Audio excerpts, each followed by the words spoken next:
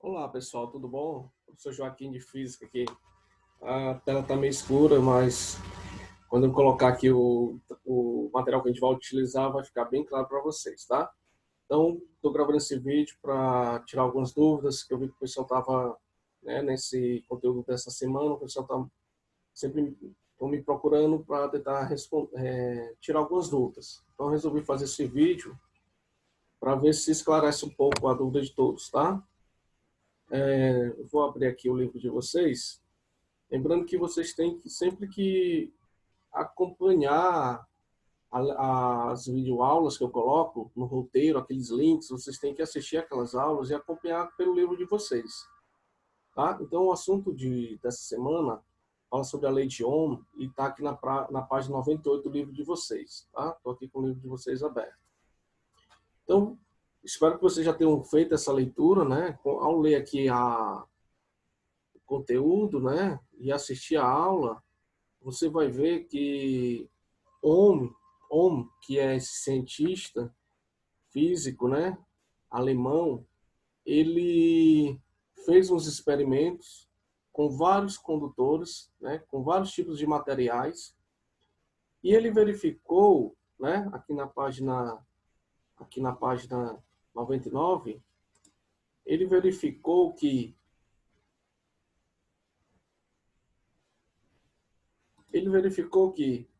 Quando a gente varia, quando ele varia a tensão, que é a mesma DDP, diferença de potencial, né? A mesma coisa. Quando fala de DDP ou tensão, é a mesma coisa.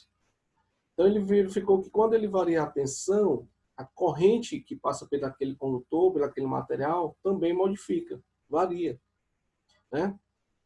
E aí ele chegou aqui, ó, ele foi modificando a tensão, ele foi variando a tensão e calculando a corrente. Porque para haver corrente elétrica, é necessário que haja uma tensão nas extremidades do condutor.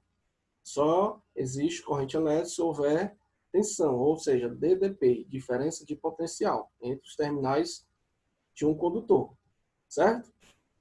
Então, ele verificou que quando ele variava a tensão, a corrente também variava, né? E ele percebeu, principalmente em materiais metálicos, que a razão, ó, entre a tensão e a corrente, essa razão era sempre o que, pessoal? Tá aqui, ó, no livro de vocês. Constante. Constante. Ou seja, sempre dava o mesmo valor, né? Então, quando ele dividia a tensão pela corrente, isso, vários valores, né? Tensão, como está aqui nessa outra fórmula de cima, né? Tensão 1, corrente 1. Tensão 2, corrente 2. Então, cada tensão tinha uma corrente correspondente. E quando ele fazia essa divisão, o valor era sempre o mesmo, né? Uma constante. Então, ele verificou isso. E essa constante ele definiu como sendo a resistência daquele material, né? Daquele resistor, certo? Então essa aqui, pessoal, é a primeira lei de Ohm.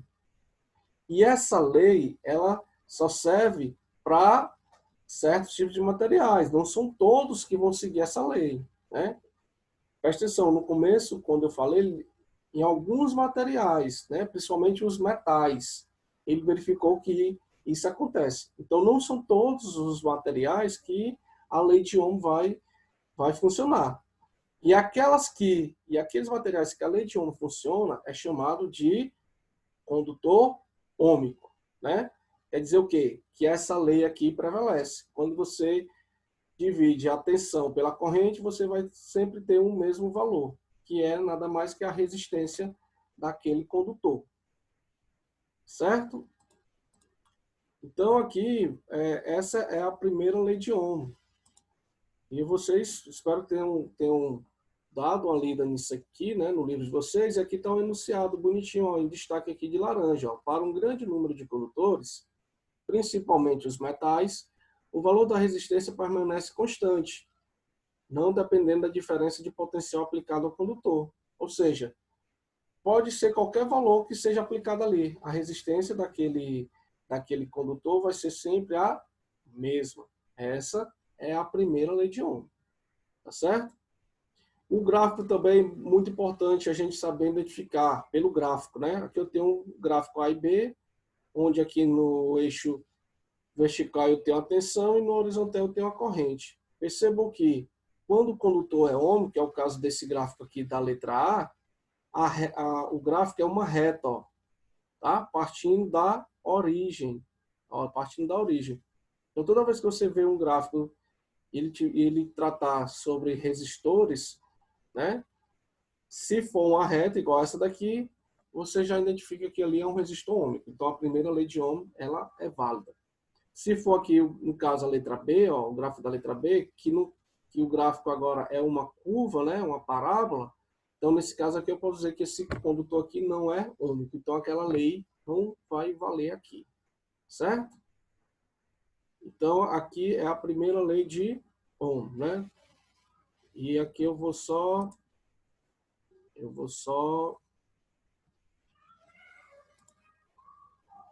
circular aqui para vocês, tá? Ó, resistência é igual a tensão entre os terminais A e B, né, de um condutor, dividido pela corrente. Tá? Essa aqui é a primeira lei de Ohm, certo? Então, agora a gente vai, nós vamos agora partir para as atividades, tá? Eu fiz aqui, né, uma apresentação. Eu fiz aqui uma apresentação no PowerPoint, eu vou abrir aqui. E nós vamos trabalhar agora isso aqui.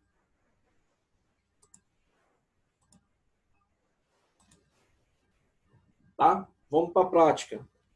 E espero que esclarecer as dúvidas de vocês, mas eu estarei sempre à disposição, tá?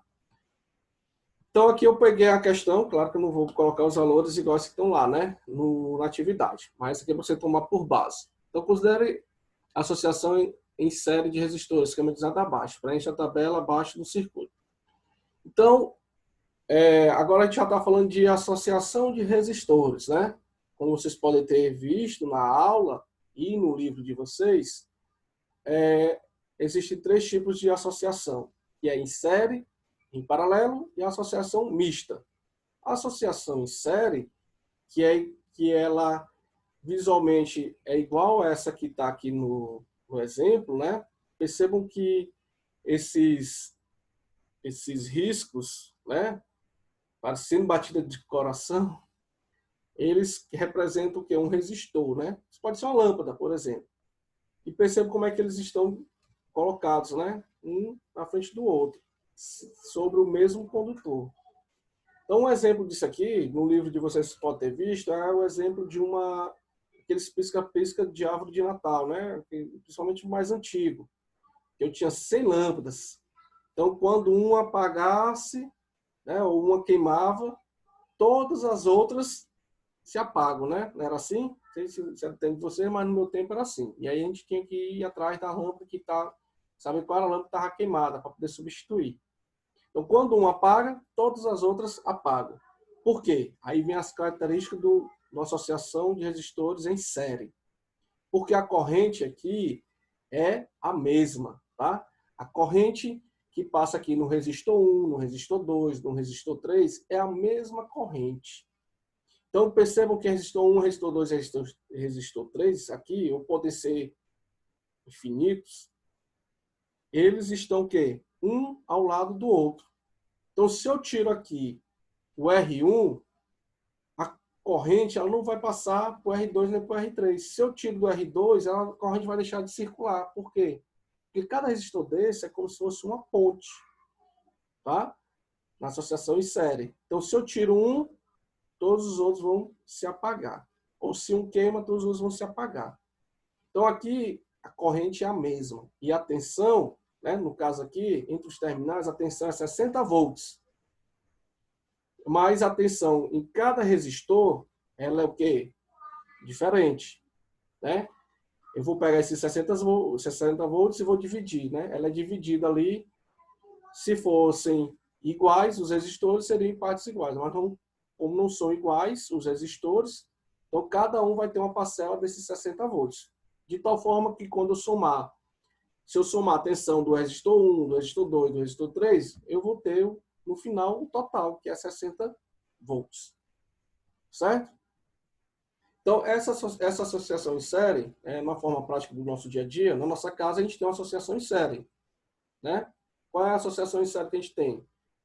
É o contador da casa, que fica lá no começo da casa, lá no muro da frente, onde o cara vai pegar a leitura, né?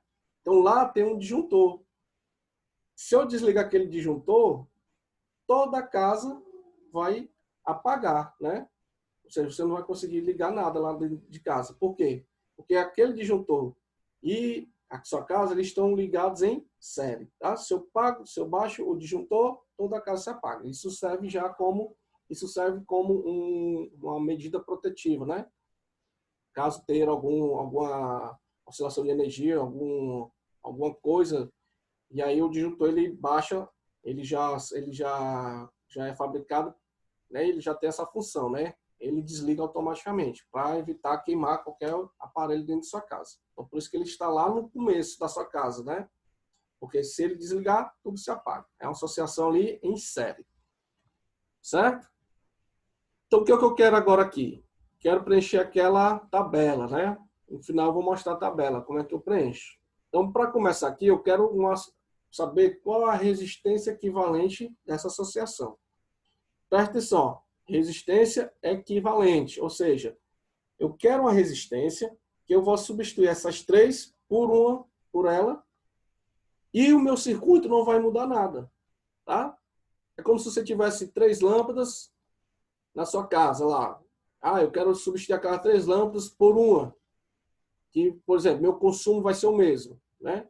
Então, essa é a resistência equivalente. Então, eu quero substituir essas 3 resistências por uma, que seja equivalente às 3. Então, como é que a gente faz? Vamos lá. Então, quando a associação é em série, a resistência equivalente é simples, a gente basta somar as resistências que estão na associação. No caso aqui tem 3, eu vou somar as 3. R1 mais R2 mais R3. Se fosse 5, eu ia somar 5 e por aí vai. Então, a resistência equivalente aqui, substituindo os valores, né? R1 é 8, R2 é 7 ohms, né?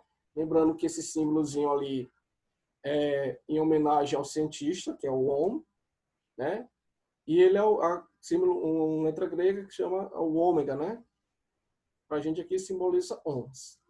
E o R3 que é 15 ohms. Então a resistência equivalente é igual a 30 ohms, né? 8 mais 7 mais 15, vai dar 30. Ou seja, eu posso então substituir aquelas 3 resistências por uma só, de 30 ohms. Então o meu circuito, né? Agora vai ficar dessa forma aqui, ó, como vocês estão vendo agora, né? Com resistência de 30 ohms e não vai mudar nada, né? É a resistência equivalente àquelas outras 3. Então, achei a minha resistência equivalente da associação em série. Agora, ele quer, lá na tabela, que você calcule a corrente no resistor 1, a corrente no resistor 2, no resistor 3, né? A tensão no resistor 1. Então, vamos lá. Vamos pela corrente, né? E aí nós vamos utilizar o quê? A lei de Ohm, né? Resistência é igual a tensão dividido pela corrente. Só que eu quero a corrente. Isolando a corrente nessa forma, como é que vai ficar ela? Então vai ficar tensão dividido pela resistência.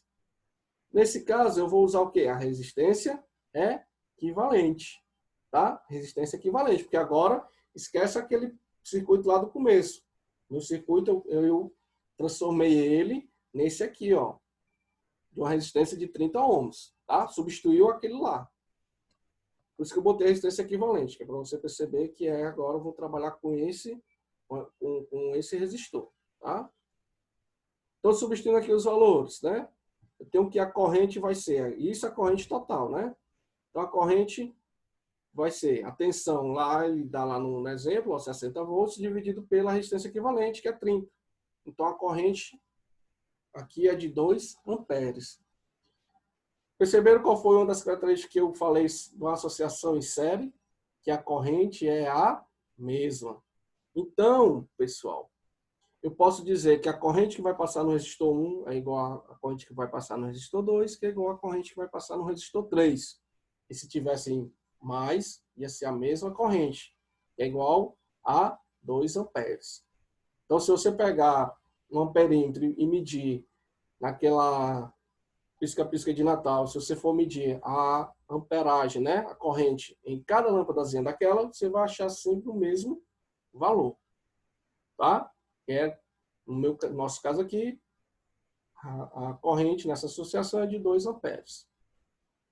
Então, já achei a corrente. Agora vamos para a tensão, né? Então, a outra característica é que a tensão aqui ela é dividida, tá? Então, aqueles 60 volts ali, que está entre os terminais da associação, ele vai ser dividido, né? Então, como é que a gente vai calcular? Então, eu vou utilizar a lei de Ohm. Só que agora eu quero a tensão. Então, colocando a tensão em evidência, vai ficar o quê? A tensão vai ser a resistência vezes a corrente. Só que agora eu vou calcular a tensão de cada resistor separadamente, né? Que ela é dividida. Então, a tensão no resistor 1 é a resistência 1 vezes a corrente, né? Que é I, que eu chamei de I, porque é a mesma. A tensão no resistor 2 é a resistência 2 vezes a corrente 2. A tensão no resistor 3 é a resistência 3 vezes a corrente, que é sempre o mesmo valor. Então, vamos substituir os valores, ó. A resistência 1 é 8, a corrente é 2. Então, a tensão lá no resistor 1 é de 16 volts. No resistor 2, a tensão, resistor 2 é 7, né? A resistência é 7 e a corrente é 2. A tensão no resistor 2 é 14 volts. E no resistor 3, a tensão 3 vai ser 15 vezes 2, que é 30 volts. De tal forma que se eu somar 16 mais 14 mais 30, eu vou ter a tensão total, que é 60, porque ela só é dividida entre os resistores da associação. Então, com isso, eu tenho os dados para completar meu quadro, né? Percebam que a resistência lá, né? Eu coloquei os valores da resistência de cada uma lá. A tensão é dividida, ó. O resistor 1, a tensão é 16 volts. Resistor 2, a tensão é 14. Resistor 3, a tensão é 30. Perceba que quanto maior a tensão, maior a resistência, maior vai ser a tensão, né? Maior vai ser a tensão. E a corrente, numa associação em série, ela é sempre a mesma, né? No caso aqui, 2 amperes. Ok? Então, eu vou parar aqui esse vídeo, para não ficar muito longo, e vou gravar outro falando das outras duas associações. Ok? Até mais.